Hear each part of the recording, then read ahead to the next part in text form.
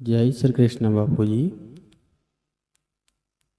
बापूजी, आज का प्रश्न ऐसा है कि संसार में जो सुख और दुख है बापूजी, तो सुख और दुख ये क्या होता है और हम इससे परे कैसे हो सकते हैं बापूजी, और हम इससे ऊपर उठ के कैसे सोच सकते हैं बापूजी, इस बारे में थोड़ा सा मार्गदर्शन दीजिए।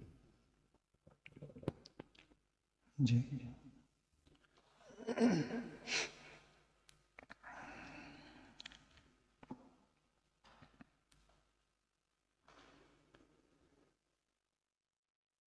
जैसे सुख और दुख की उपज यानी सुख दुख का माई बाप मन है।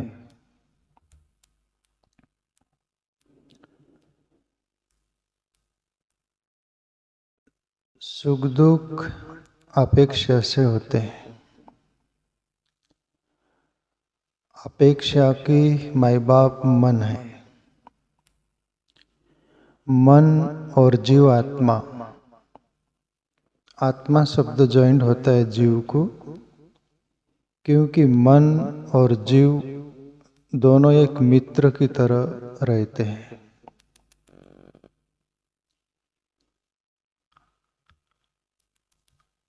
आत्मा वैसा ही है जैसा एक सिक्के के दो पहलू, जीव और मन, और वो सिक्का मान लो आत्मा। आप लोग समझ सको,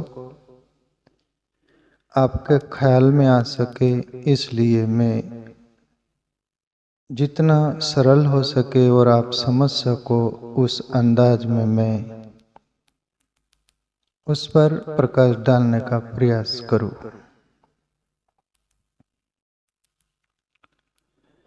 जैसे आत्मा सिक्का है और उसके जो एक सिक्के के दो पहलू होते हैं, एक तरफ जीव है, एक तरफ मन है। आत्मा बिल्कुल साक्षी होती है, साक्षी तत्व है, वो करता धरता नहीं। पर जीव और मन एक सिक्के के दो पहलू, जीव मन के साथ तादात्म्य कर लेता है।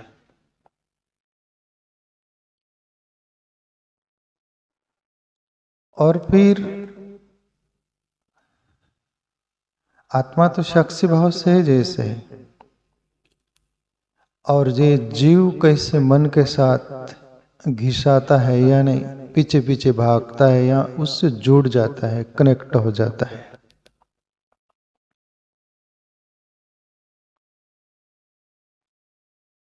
और फिर ये मन के अंदर अपेक्षा का जन्म होता है। आप बारीकी से थोड़ा सा ख्याल देना, बहुत बारीक बात है, वो सूक्ष्म बात है, और समझ में आ जाए तो अच्छी बात है।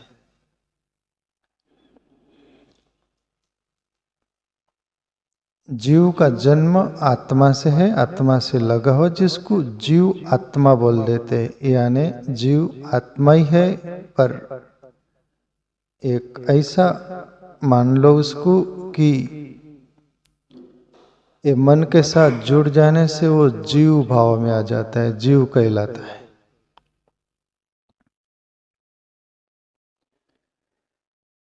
अभी मन और जीव का मित्र जो है वो अपेक्षा करता है, और सुख दुख मन के अंदर से ही वो निकलता है। सबसे पहले जन्मता है वहां से अपेक्षा।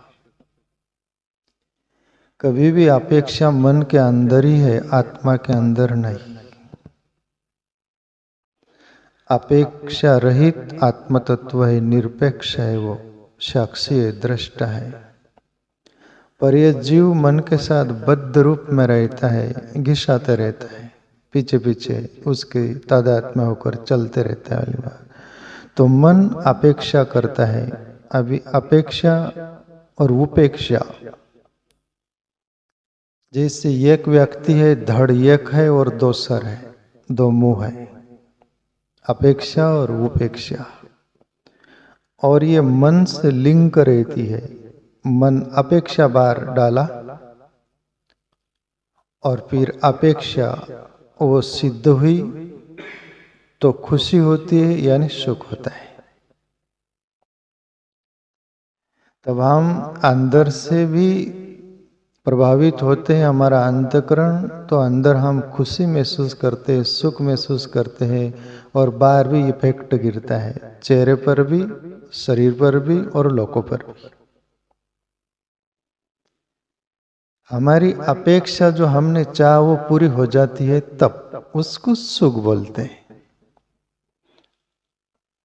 अभी जैसे एक दड़ है और दो सर वाली बात मैं बोल रहा हूं, उपेक्षा उसी का ही एक सर हो गया, एक मुंह हो गया। अपेक्षा पूरी हुई तो एक सर जैसे हंस रहा है, खुश है, और उपेक्षा हो गई तो वही सर, या तो दो सर भी न मान लो, एक भी मान लो तो चलेगा, पर मैं आप समझ सको तो मैं बारीकी से बताना चाह रहा हूं। अभी उपेक्षा मतलब हमारी अपेक्षा जो हमने चाहा था वो पूरी नहीं हुई, तो फिर अंदर भी खामोशी सा जाती है, जिसको हम बोलते हैं दुख। फिर अंदर से खामोशी वो दुख के रूप में जैसा हुआ तो उसको हम दुख मान लेते। बाकी ये मन के पास से प्रोडक्ट बोलते हैं ना, वहां से निकला हो, वहां से लिंक पकड़ाई। अपेक्षा, अपेक्षा के दो रूप, जो हमारी मनोकामनाएं पूरी हो जाती, अपेक्षा पूरी हो जाती तो खुश सुखी, और अपेक्षा पूरी नहीं होती तो दुखी, तो वही चेहरा उदास हो जाता है, अंतःकरण में एक मलिनता जैसी छा जाती, हम खामोश रहते हैं। वो चेहरे पर भी इफेक्ट, शरीर पर भी इफेक्ट, दुनिया पर भी इफेक्ट, असर गिरता है। तो लोग बोलते हैं आज दुखी लग रहे हो। अपेक्षा पूरी नहीं हुई तो उपेक्षित हो गई हमारी अपेक्षा, तब वही अपेक्षा पूरी हुई तो बहुत प्रसन्नता, खुशी महसूस होती है, सुख महसूस, तो लोगों के सामने भी ऐसा व्यक्त होते हैं, हम चेहरा बता देता, हाव भाव बता देता, लोग भी बोलते हैं आज बड़े खुशी लग रहे हैं आप। मन ने अपेक्षा को जन्म दिया। अपेक्षा के दो रूप, उपेक्षा और अपेक्षा, वो सुख दुख हो जाते हैं। अभी उसके आगे जन्म होता है तृष्णा का,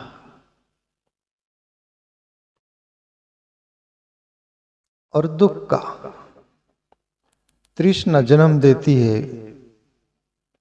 यदि हमारा अपेक्षा पूरी होते गई हम जैसे सुखी है, तो फिर उतने सुख पर कोई भी रुकता है क्या? जिंदगी में कभी रुका?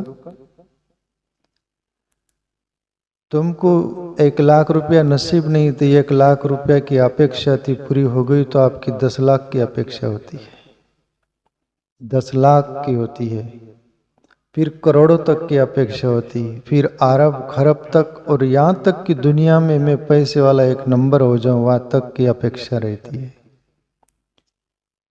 तुम लाख में सुखी हो गए थे, पर सुखी माना आपने, और कभी भी सुख बोरडम बोलते ना, बोरडम ही बोलते ना, बोरिंग को, बोरिंग यानी बोर हो जाते ना हम, सुख यानी वुबन, बोरडम में बोर्ड, बोर्ड यानी बोरिंग यानी वुबन।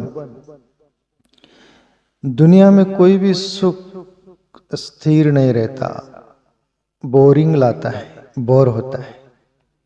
तुमने जो चाहा वो सुख तुमको मिल गया तो उससे तुम ऊब जाते हो, दूसरा चाहते हो, और कुछ कुछ, वही वो नहीं, भेंडी भेंडी, मुल्ला नसरुद्दीन की भेंडी।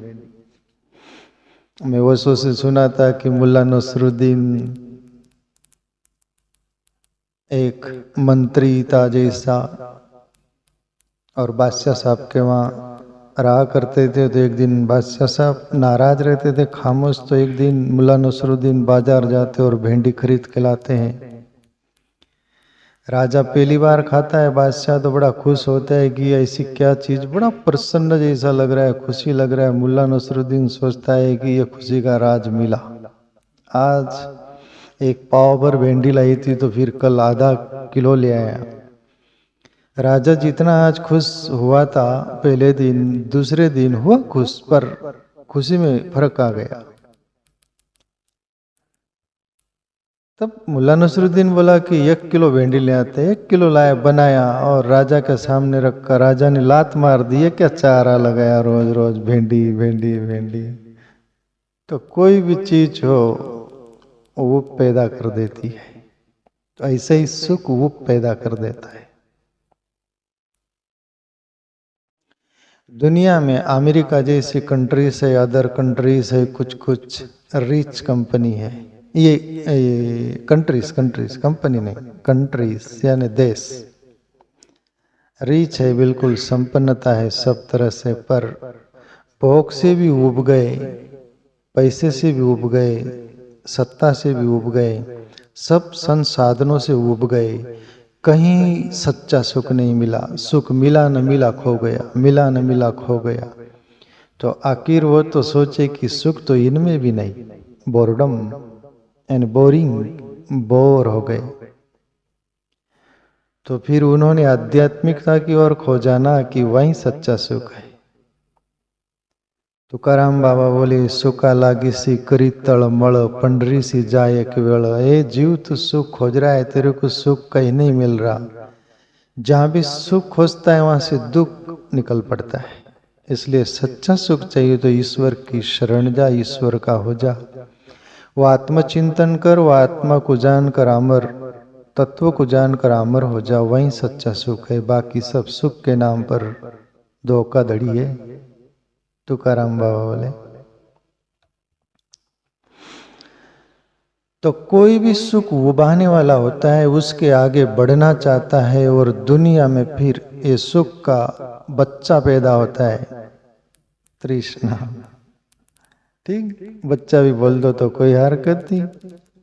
मन से अपेक्षा बच्चा पैदा हुआ, अपेक्षा से सुख दुख, अपेक्षा उपेक्षा, वो 2 बच्चे सुख दुख में कन्वर्ट हो गए। और सुख से आगे तृष्णा। तृष्णा किसको बोलते हैं? मृग जल जिसको बोलते हैं। मृग जो होता है ना, हिरण, धूप गिरती है वो चकचक करती है, पानी जैसा लगती है, मृग हिरण भागते रहता है, ये रहा पानी, ये रहा पानी, ये रहा पानी। और रोड रोड जंगल जंगल फिरता है, पर वो पानी है ही नहीं। वो मृग जल बोलते उसको, तृष्णा बोलते उसको। ऐसा ही मनुष्य बस भागते रहता है कि बस ये नहीं हासिल हुआ वो कर लेंगे, हासिल हो, वो जितना मिला उसमें संतुष्ट नहीं, उसको बोलते तृष्णा का जन्म। सुख प्लस तृष्णा। इसलिए जो हम दुनिया का सुख मानते वो भी असली सुख नहीं, और वो सुख से जो तृष्णा होती है वो किसी की भी पूरी आज तक हुई नहीं, ऐसा कोई दाखला है नहीं। बाकी एक रास्ता परमात्मा निकाल के रखते हैं। जैसे बोलते हैं ना कि 100 दरवाजे में से 99 बंद हो जाते हैं, पर परमात्मा का दरवाजा बंद नहीं होता, वो एक खुला रहता, वो एक आशा रहती है। और पूरे ही बंद हो जाए तो फिर कुदरत की रचना में गड़बड़ हो गया। भगवान की रचना में, भगवान का जो है वो विधान, उसमें परमात्मा का ये को रास्ता है, तृष्णा से पार तुम हो सकते हो। ऐसा नहीं कि तुम अटके ही रहो। परमात्मा का ऐसा विधान है जो कि तुम मन से पार जा सकते हो, मन की अपेक्षा के पार जा सकते हो। और मन की अपेक्षा वो जो दोनों रहती है, सुख दुख वाला, उससे भी पार जा सकते हो। और तृष्णा जगी, तृष्णा से भी पार जा सकते हो। तृष्णा से कुछ लोग गए, आपके सामने में रखूं तो भरतरी राजा हुए, भर्तृहरि जिनका नाम था, मालवा में, उज्जैन नगरी में, उधर भर्तृहरि दुख में जागे। देखो, प्राय सुख में 100% में से 5% दुनिया जागी है सुख में से। 95% दुख में से जागी है।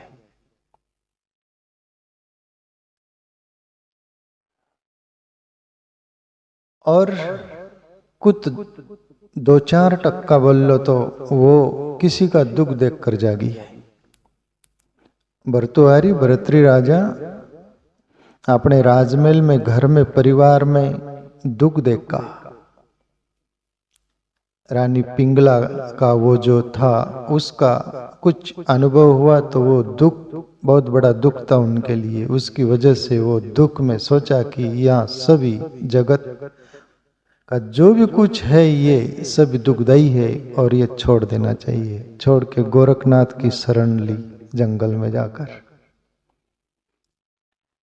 भर्तृहरि दुख में जागे, सिद्धार्थ गौतम दुख नहीं था, वो सुख में जागे। सुख था, राज वैभव था, सभी संपन्नता थी, पर वो सोचे सुख भी सही नहीं है,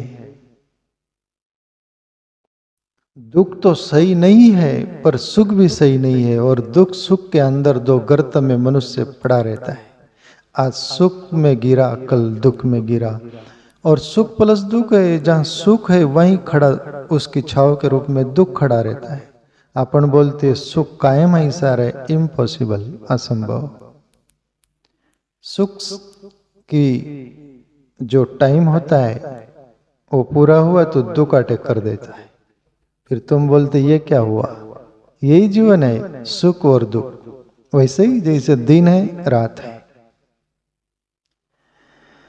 मनुष्य इस गर्त में पड़ते रहता है, बाहर जिंदगी भर नहीं निकल पाता है।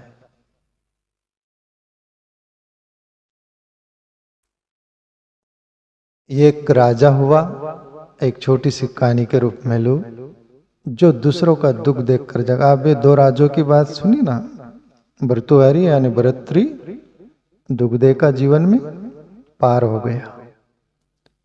और दुख में जितना पार होने की संभावना है उतना सुख में नहीं। सुख में आदमी रचा पचा रहता है, वो बोलता है बस खावा पीवानी सोई से कामाना तरास। ये आदिवासी बिल लोग बोलते थे, खावा पीवानी सोई से कामाना तरास। कोई पूछा भाई कैसे हो, क्या है? खावा पीवानी सोई से कामाना तरास। बोले खाने पीने का चकाचक है पर काम का ही त्रास है, मतलब काम नहीं मिलता, कहीं ना कहीं अटका ही हुआ है जीव।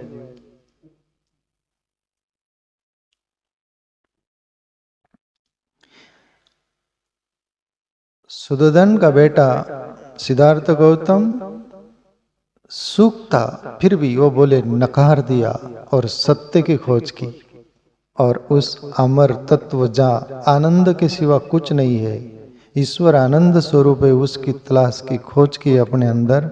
उस आनंद को पाकर वह न सुख है, न दुख है, न मन है, इनसे पार हो गया। भर्तृहरि भी गोरख का शिष्य बनकर वो सत्य ध्यान साधना कर वो सत्य को, अमर तत्व को पाकर अमर हो गया।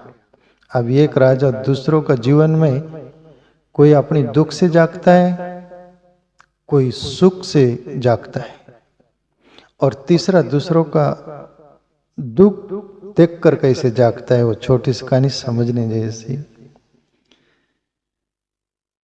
ये एक राजा था जो फूल की सेज पर ही सोता था, फूल सैया पर। रोज बैठना, उठना, सोना फूल की सैया पर ही उसका जीवन था। और दासी थी, फूल बिछाती थी रोज सुबह। वो सेज ज्योति जैसी काट होती है ना, ऐसी सेज ज्योति राजा की सोने की, बैठने की, उस पर एकदम अच्छे अच्छे फूल की वो बिछावट कर देती थी। रोज यही काम था वो दासी का। और बरसों बीते, एक दिन दासी के मन में कौतुक जागा। कौतुक बोलते ना उसको, वो जागा कि ये राजा रोज फूल की सेज सैया पर सोता है, कैसा इसको महसूस होता होगा राजा को, कैसा सुख महसूस होता होगा, क्या लगता होगा क्या नहीं। अपन सालों से बरसों से ये कर रहे, कभी अनुभव नहीं किया आपने। आज अनुभव कर लेने में क्या हर जाए, वो है। आज अपन भी कर लेना चाहिए। कोई हर्जा नहीं, कोई वो नहीं है। अपन आज अनुभव करेंगे। राजा का टाइम है आने का 10 मिनट, तो 2 मिनट अपन सो के तो देख ले। और दासी उस पुल की सेज पर सो जाती है। जिंदगी में कभी फूल की सेज पर सोई नहीं थी। वो सुगंध और वो मऊ सभी कुछ जो था, सेकंडों में नींद आ गई उसकी। मिनट भी नहीं, सेकंड में नींद आ गई और दासी सो गई। खर्राटे मारने लगी, खर्राटे जो बोलते हैं ना, खर्राटे मारने लग गई, सो गई। राजा का 10 मिनट का आने का टाइम था। राजा 2 मिनट लेट आए कि दासी बता देती थी कि फुल की सैया वो सब तैयार है, आप आई नहीं। तो राजा ठीक चल के आ रहे, देखे तो दासी सोई उनके से। दासी सोई है।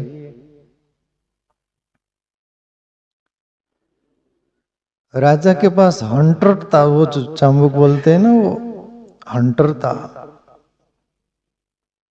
दासी सोई थी, 3 हंटर मारे तो तीनों जगह से चमड़ी निकल गई।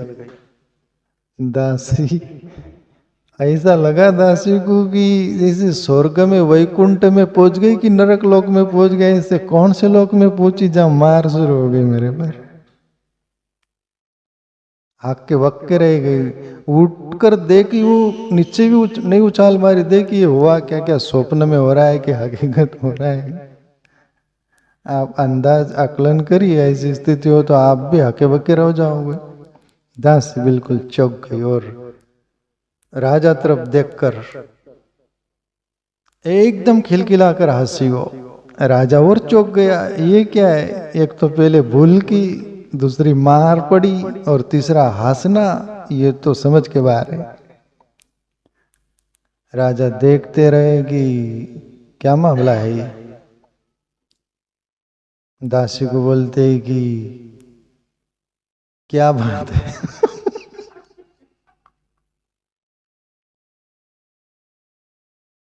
दासी डबल से हंसी और भी खिलखिलाकर।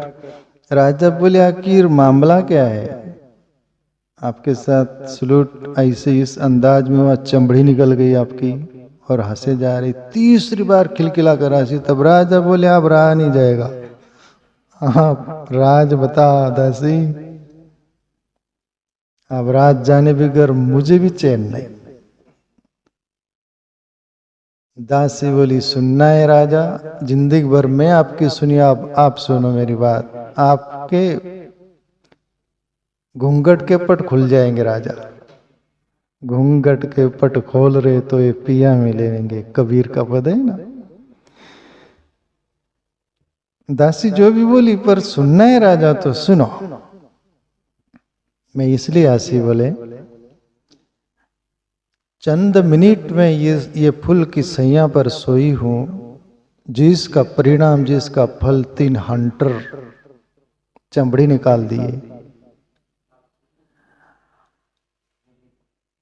और आप जिंदगी भर सालों से सो रहे, तो आपका क्या होगा इस पर हंस रही। बोले मैं मेरे पर नहीं, मेरे पर तो गौर कर रही हूं मैं कि इतना समय सोई तो इसका फल ये। तो आप सालों से सो रहे, जब से सूझबूझ है तब से आपका चमड़ी न रहेंगी, दमड़ी न रहेंगी, आपका तो बहुत हालत बुरे हो गए। तो मुझे हंसी है आप पर आई।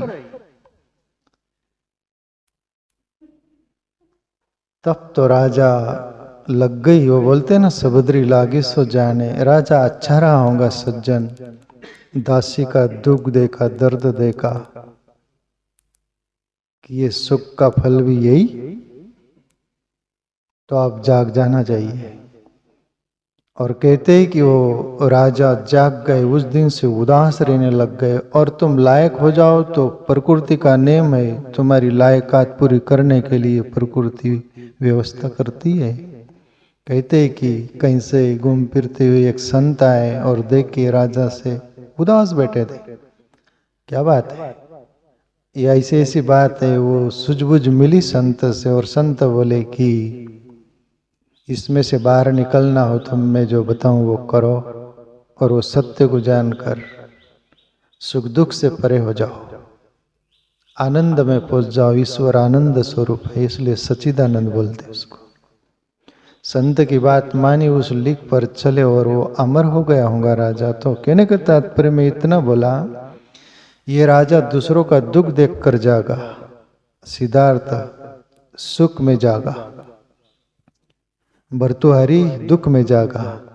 पर यहाँ इतना ही कि सुख में जाग जाओ तो भी धन्यवाद, तुम्हारा सौभाग्य। दुख में जाग जाओ तो भी तुम्हारे सौभाग्य।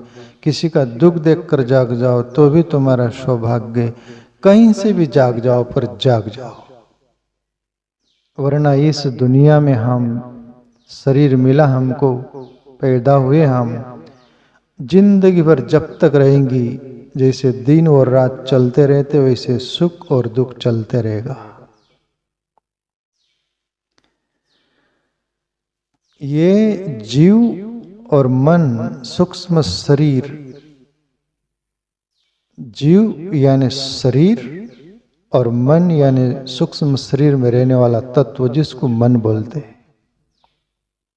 वहां से ये संकल्प विकल्प सुख दुख पैदा होते हैं और उसमें ही जिंदगी खप जाती है। तो इससे पार जाना है सुख दुख से। जैसे तुम्हारा आपका प्रश्न था कि सुख दुख से हम कैसे पार हो,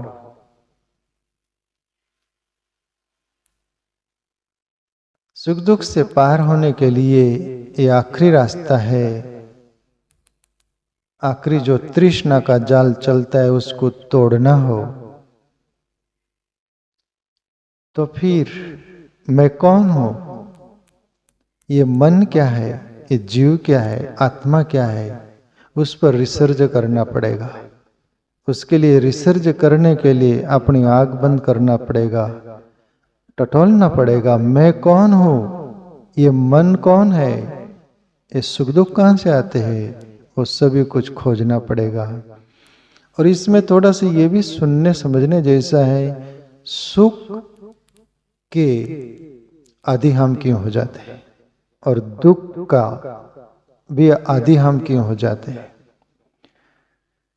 हमको दुख क्यों होता है, हमने जो अपेक्षा नहीं करनी थी वो हम अपेक्षा कर लेते हैं। कोई वस्तु से अपेक्षा कर लेते, कोई व्यक्ति से अपेक्षा कर लेते। वस्तु से अपेक्षा करोगे वो पूरी नहीं हुई तो तुमको दुख होगा। कोई व्यक्ति से अपेक्षा करोगे, वो व्यक्ति तुम्हारी अपेक्षा पूरी नहीं करेगा तो तुमको दुख होगा। जीते जीवी वो आत्म तत्व को जानने के पहले भी इतनी यदि सूझबूझ,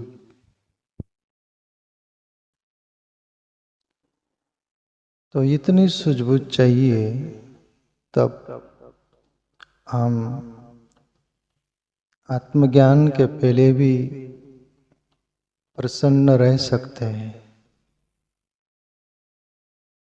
आनंदित जी सकते हैं, समाधान में जी सकते हैं। इसके लिए एक मंत्र की तरह एक बात ख्याल में रख के हर व्यक्ति सुख दुख से ऊपर उठना है। सुख दुख से मुक्त होना तब हो जाता है जब उस मन को ईश्वर में आप स्थिर कर दो, तब मन फिर समा जाता है। जैसे कबीर साहब बोले, मूल भांति सर गगन समाना, सूक्ष्मण यूं तन लागी, काम क्रोध दूं भय पलीता, ता जोगन जागी। मनवा जाए दरी पे बैठा, मगन भया रस लागा, कहे कबीर सुनो भाई साधो, सबद अनहद बागा। ये तो कबीर वो शक्ति के बारे में बोले, मूलाधार से शक्ति, मूल बांधी सर गगन समान, सहस्र सार में शक्ति चली गई।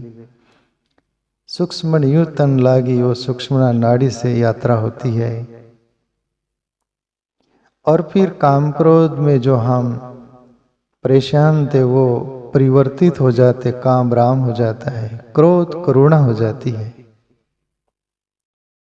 और ये मन परेशान करता था, सुख दुख के गर्त में डालता था, मनवा जाए दरी पे बैठा, मगन भया रस लागा। फिर तो परमात्मा रूपी समंदर में मन समा जाता है, जैसे समंदर रूपी दरिया में जाकर मन बैठ गया, विश्राम पा रहा है। मगन भया रस लागा, ऐसा रस लग जाता है, फिर ये दुनिया का सभी छूट जाता है, उससे परमात्मामय हो जाता है वो।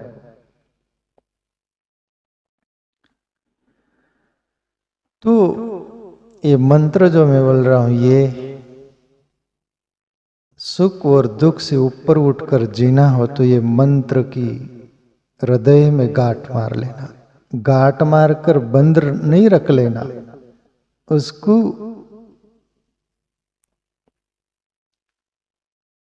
चौबीसों घंटे हमें वो याद रहे, इस अंदाज में बोल रहा हूं मैं। और क्या पूरी ये इतनी बात बताने का सार मान लेना इसको।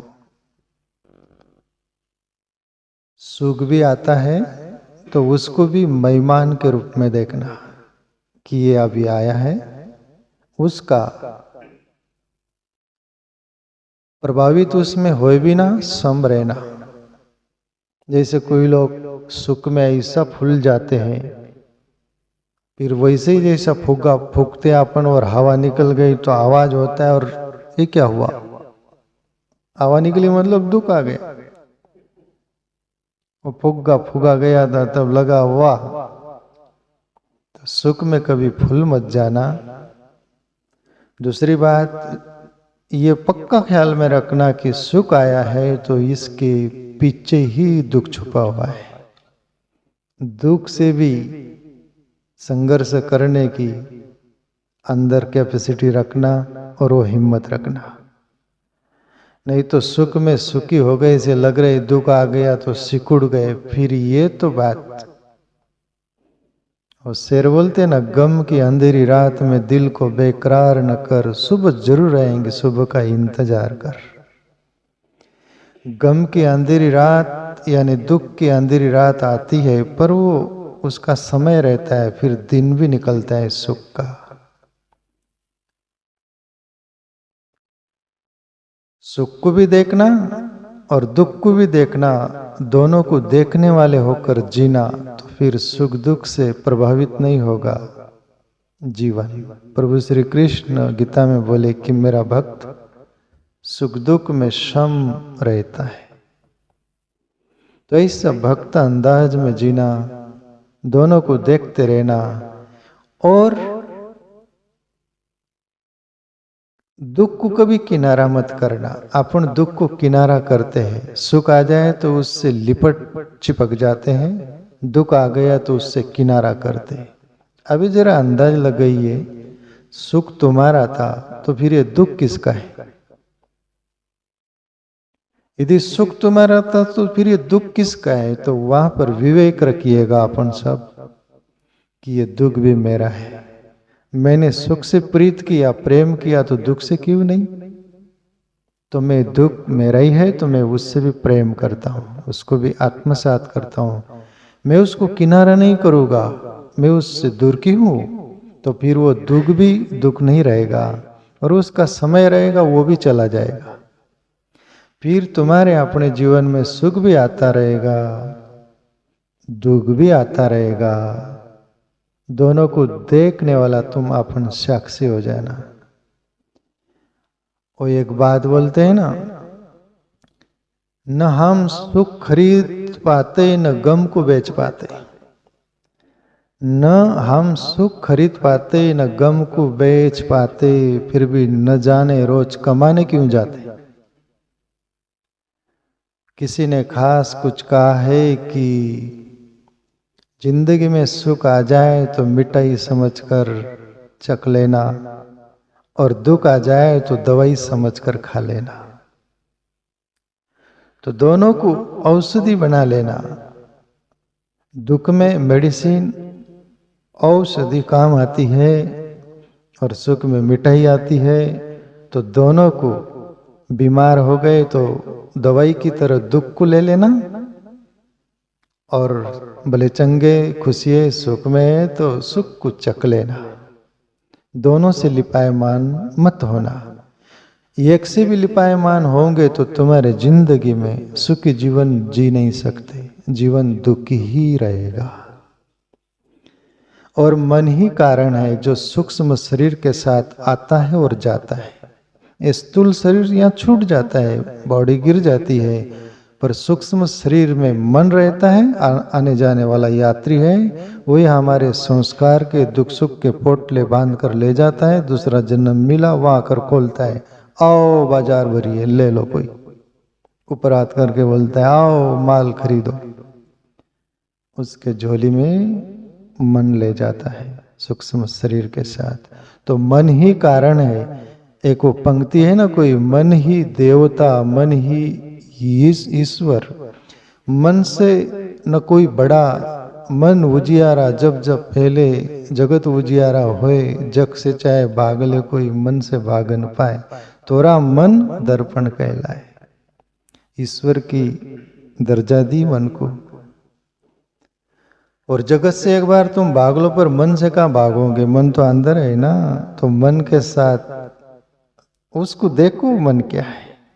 मनियो मनुष्याणाम कारणम बंध मोक्षया, बंधाए विषया संगो मुक्ति निर्विषया मना। कोई ऋषि बोलते हैं कि मन ही कारण है, बोले दुख सुख का, बंधने का भी और मुक्त होने का भी। मनियो मनुष्याणाम, बोले मनुष्य का मन, मनियो मनुष्याणाम कारणम बंध मोक्षया, कारण बंधन विषयों के साथ लिपायमान हो जाते हैं, यानी सुख के साथ, इसलिए बंधन में आ जाता है। मुक्ति ये निर्विषया मनाओ, और वो सुख से अलिप्त हो गया, उससे दूर हो गया तो मुक्त हो गया। तो मन को अपन देके सूक्ष्मता से, तो अपन उससे ऊपर उठ सकते हैं। ऊपर उठकर ब्रह्म में समाकर मुक्त हो सकते हैं। इतनी यात्रा है। तो प्यारे मित्रों, आप सभी का जो जितना प्रश्न था, थोड़ा पार ऐसा नहीं रहता है कि पूरा बोल गया, नहीं नहीं, जिसका जिसकी सूझबूझ अनुभव है उसके अनुसार वो बोलते हैं। अनेक प्रकार से इस पर लोग बोलते हैं, विश्लेषण करते हैं, अनुभवी। पर आपने इतना पूछा तो मेरे जो समझ में आया इतना मैं देना चाहा।